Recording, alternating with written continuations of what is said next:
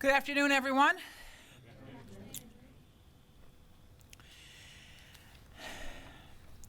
I want to begin with a moment of silence. This moment of silence honors 739 Chicago residents who perished 25 years ago this week during the 1995 Chicago heat wave. The vast majority were poor and elderly people of color. I also want us to remember the 4,475 Cook County residents who've perished from COVID-19 in the last 4.5 months. I want us to think about the term underlying health conditions, which has become the harbinger of death from COVID-19. The underlying condition that ties all of these crises together is systemic racism, and we must end it. We're here today to honor those who've perished by committing ourselves and our resources to economic and environmental justice and to an end of survival by zip code. Please join me in this moment of silence.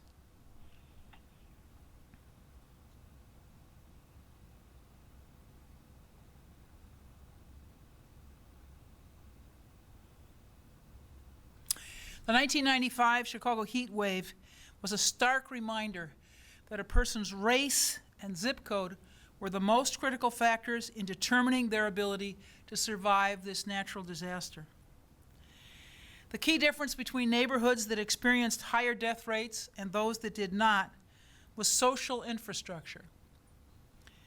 Public facilities like walkable sidewalks, a vibrant local business community, and organizations that brought people in contact with one another. Underlying these differences in the social infrastructure was a long history of racist government policies contributing to segregation, racial inequality, and disinvestment in certain neighborhoods. Areas where the city infrastructure had been divested in. Areas where the police were not able to control crime. Areas where population had declined and development policies had not filled in the gaps. Climate change didn't cause these inequities, but it made viable a set of conditions that were always present but unacknowledged. We collectively created the conditions that made it possible for so many residents to die in 1995. And if we are aware of these conditions, we can and should change them. We also know that climate change made the conditions present in July of 1990, will make the conditions present in July of 1995 much more common. What was once extraordinary will become the norm. The same communities that suffered disproportionately in 1995 continue to suffer today. They are the ones that experience more significant exposure to environmental pollution, such as the burning of fossil fuels, making these residents more susceptible to chronic respiratory and heart disease. This has contributed to more severe and fatal outcomes when exposed to COVID-19. We have the power to make a difference, and as Cook County Board President, I remain determined to use my platform to make a meaningful impact, to change the trajectory our county has been on for far too long. Fighting climate change is the right thing to do for the environment and for the people of Cook County and for racial equity. It's not enough for government to encourage our constituents to fight climate change. We must lead by example. That's why I'm announcing today, on the 25th anniversary of the Chicago heat wave, Cook County's Clean Energy Plan. Deb Stone will discuss it more in just a moment, but this plan shows how the county-owned facilities will become carbon neutral by the year 2050 and achieve the use of 100% renewable electricity by 2030. But first, before we go into the details of the plan, I would like to invite Fennell Dorimas, producer of the acclaimed documentary Cooked, Survival by Zip Code, to give a few brief remarks. Fennell?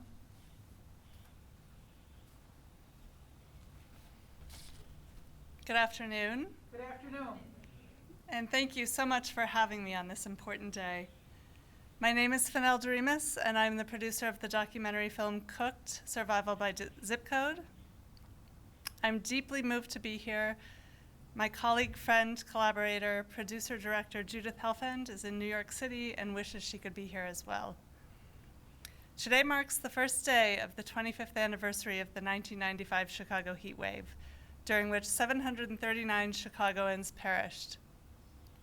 It was a tragic moment in our nation's history and one of the first extreme, quote-unquote, natural disasters to reveal the underlying man-made disaster of extreme structural racism. It was that revelation, captured so powerfully in author Eric Kleinenberg's book, Heat Wave, A Social Autopsy of Disaster in Chicago, that inspired us to make this film. In the wake of the 1995 heat wave, and confronted with hundreds and hundreds of deaths in such a short period of time, the city's chief epidemiologist, Dr. Steve Whitman, who would go on to lead the Sinai Urban Health Institute, took the addresses from each heat death and plotted them on a Chicago city map. It turned out that the highest number of heat deaths were in neighborhoods with the highest poverty rates. What he said to us in a 2008 interview still holds true. The underlying dynamics in the same communities which determined who would live and die during the heat wave continue to exist today. 12 years later, and not surprisingly, when the COVID-19 deaths are plotted on a map of Chicago, it looks very similar to the heat death maps of 1995. Cooked Survival by Zip Code, which was co-produced with Chicago's Cartemquin Films, will be broadcast nationally on PBS starting tonight in honor of the anniversary of the heat wave and in recognition of this summer's heat, and in recognition that this summer's heat will collide with the pandemic, making both staying safe from COVID-19 and cool from the heat especially challenging. We look to Cook County, the city of Chicago, the great state of Illinois, and our nation to make the kind of bold investments we need so that zip code is no longer considered a life or death sentence. Thank you. Thank you, Fennell. I apologize for mispronouncing her first name. Aisha Jaco from Westside United. Good afternoon. Good afternoon. I serve as Executive Director for Westside United, and I also stand here on behalf of Westside United to honor the 739 lives that perished during the 1995 heat wave. We look back imploring the Ghanaian phrase Sankofa, which means in order to move forward, we must acknowledge the lessons learned from our past. 25 years ago on this date, our city became a furnace that claimed residents who lived in our most underserved communities. These residents were primarily African American, elderly, and poor. White non-Hispanic residents were the second highest group to perish. Most of the victims resided on the south side, but communities across the west and north sides experienced a high death toll as well. Austin, Belmont Cragen, East Garfield Park, Humboldt Park, near Westside, North Lawndale, Pilsen, South Lawndale, West Garfield Park, and West Town represented some of those communities and the communities that make up Westside United today.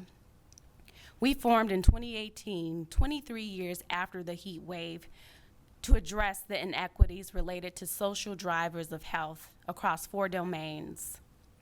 There's disparity in access to health and healthcare for residents, economic disparities, neighborhood and physical environment disparities, and education disparities. So Westside United employs a cross-sector place-based strategy where our collaborative, comprised of health systems that serve Chicago's West Side and our city, community-based organizations that are all aimed at working together. Our leadership encompasses Cook County Health, AMITA, Lurie Children's Hospital, Rush, Sinai Health System, UI Health, educators, faith communities, businesses, local government, and residents.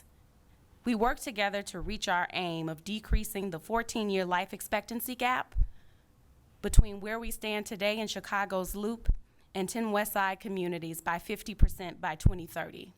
We too name structural racism and historical disinvestment as key pillars that aid to this gap. If we fast forward to 2 years after our launch to April 2020, we joined forces with Mayor Lightfoot and the City of Chicago to form the Racial Equity Rapid Response Team, employing a data-driven, community-based, and community-driven mitigation of COVID-19 illness and death in Black and brown communities, the same communities that had high rates of death related to the heat wave. This work is very important, and it puts forth the voice of community organizations like Austin Coming Together, Enlace, the Greater Auburn Gresham Community Development Corporation, Latinos Progresandos, the Northwest Side Housing Center, and South Shore Works. There is an urgency to build a groundwork for future work to address the long-standing systemic inequities by marshaling data, making sure we have the proper screening tools and testing and human resources to be effective. So when we look back to 1995, one of the credits is the formation of the Emergency Command Center from the City of Chicago. And that is a strategy that we employ today to make sure Chicagoans get the right resources. So as we continue to look back, let us continue to join forces to build a stronger and proactive city. Thank you.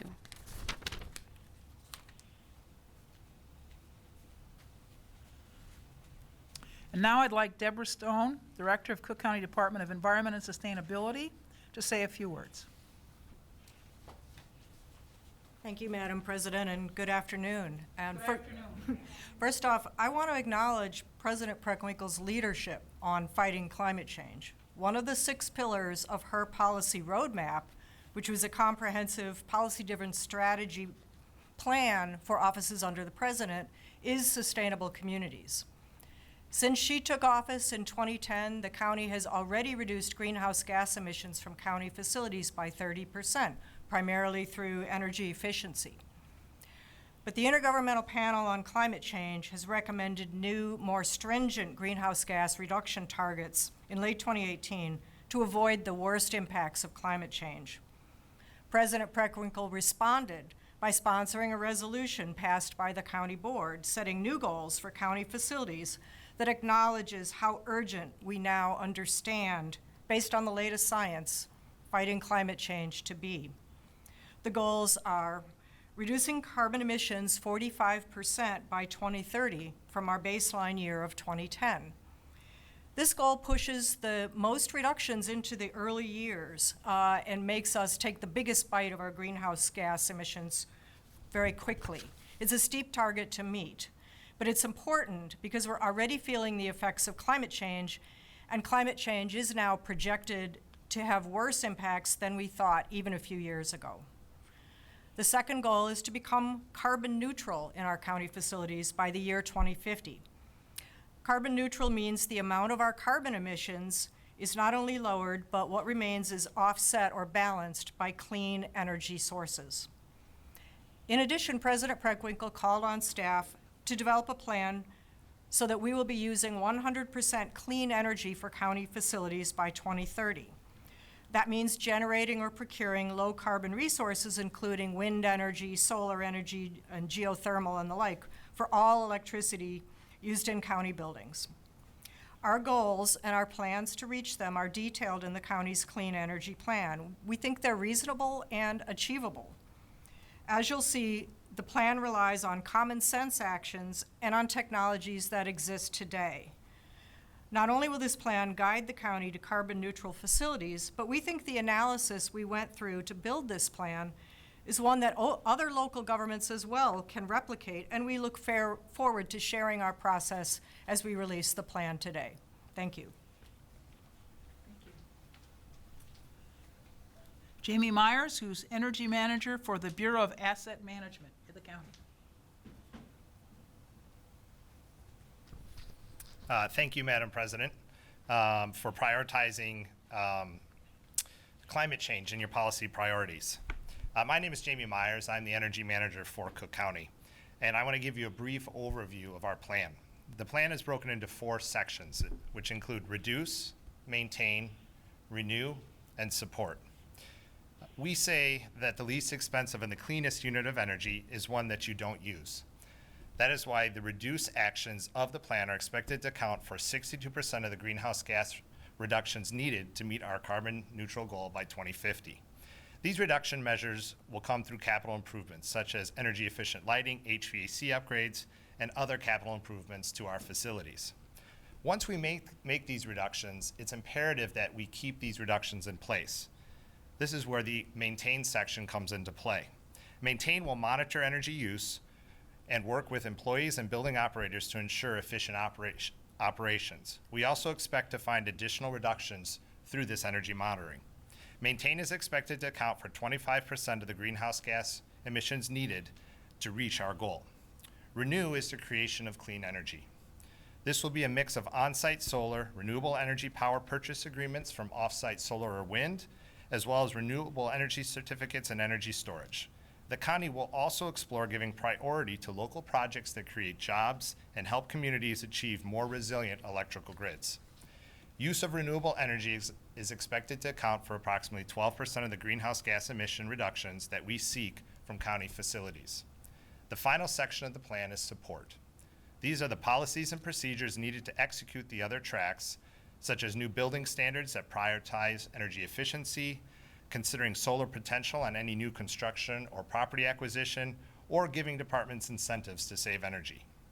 Implementing this plan will be done in a thoughtful and fiscally responsible manner. Between now and 2050, most major building systems will reach the end of their useful life and will need to be replaced in order to continue operating the buildings.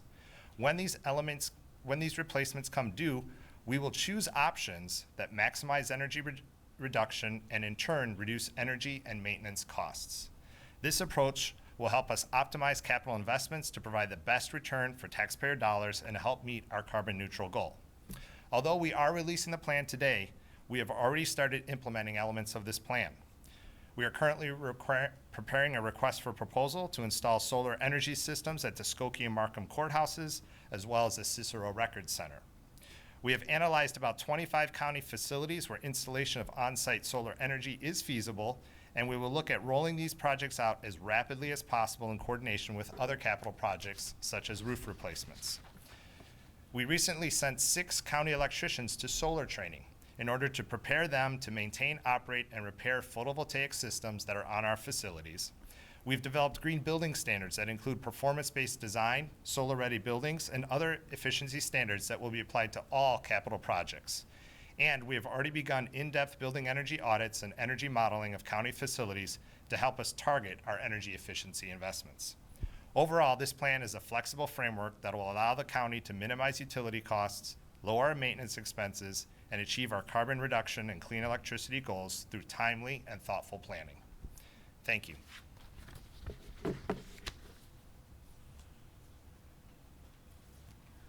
So thank you to Fennell, Doremus, Aisha Jaco, Debra Stone, and Jamie Meyers. I also like to thank Dr. Leandra Williams and Donna Stanton, who have been doing the sign language interpretation for us. Now, do we have questions?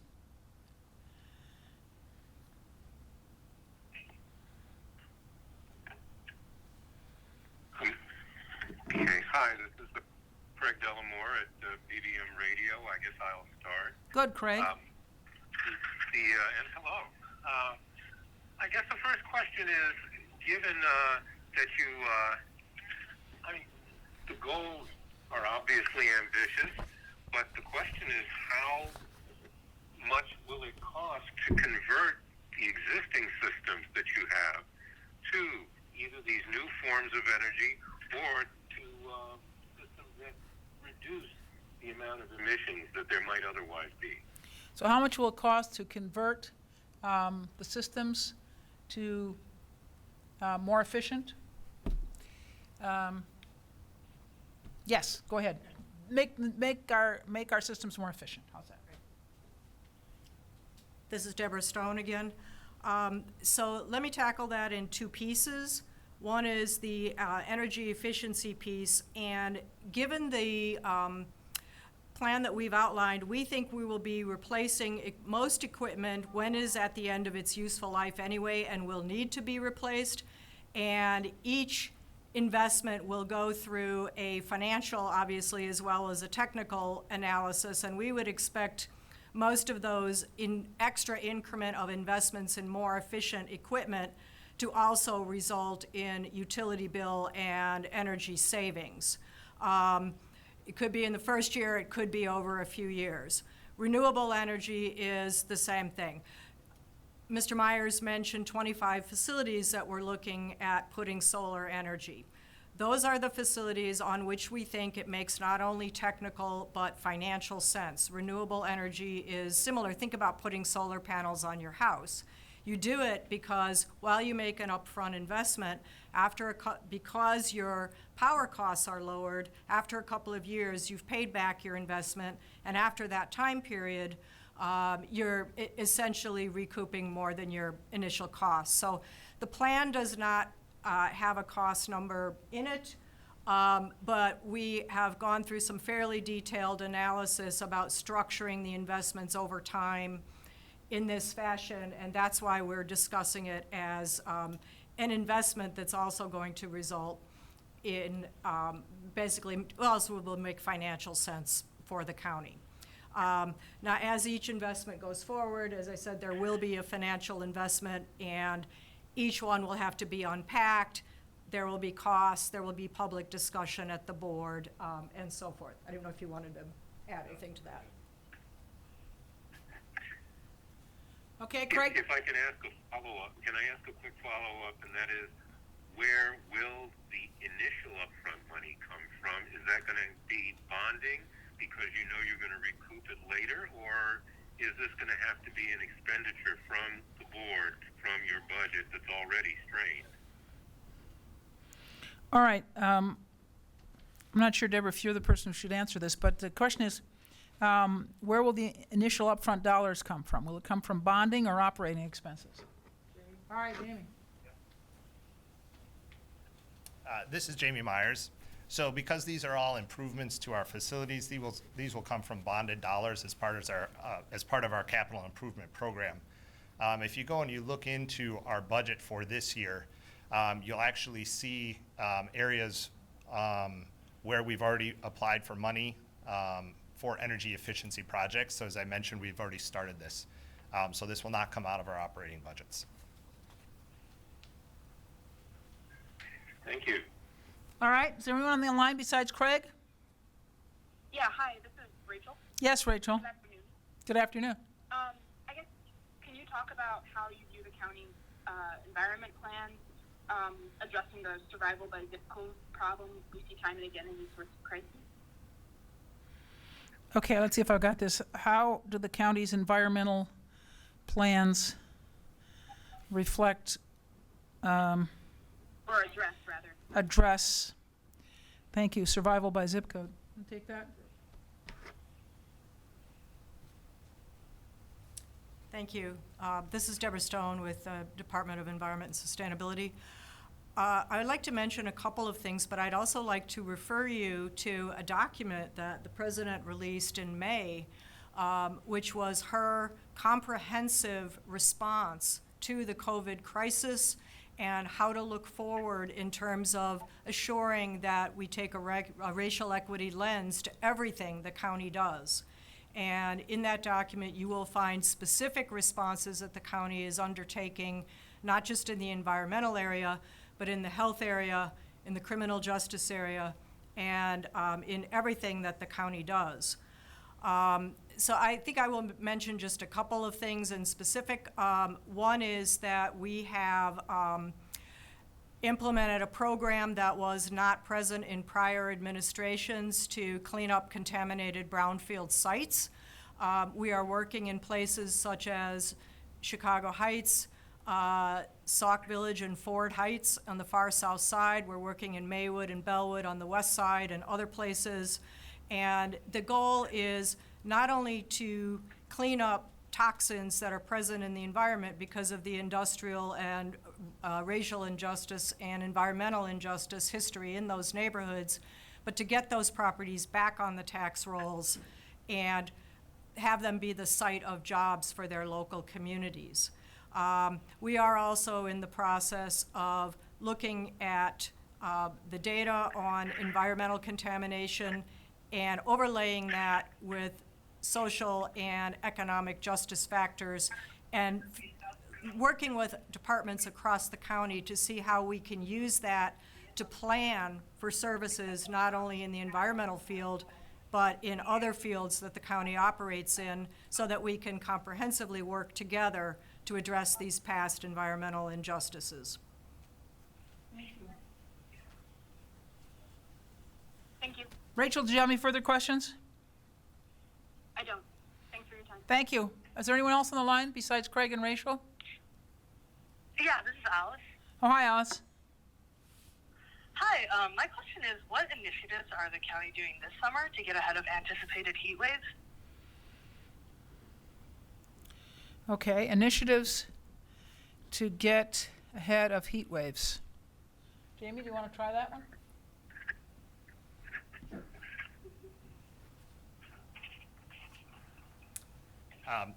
So this is Jamie Meyers. So one of the things that we are doing, and we did this during the winter when we had the extreme cold, is that we're opening up some of our facilities as potential cooling centers across the area. Most likely those will be our courthouses. That's what we had done before. And so we'll be monitoring the situation and make the necessary changes as needed to potentially offer those as cooling centers. Thank you.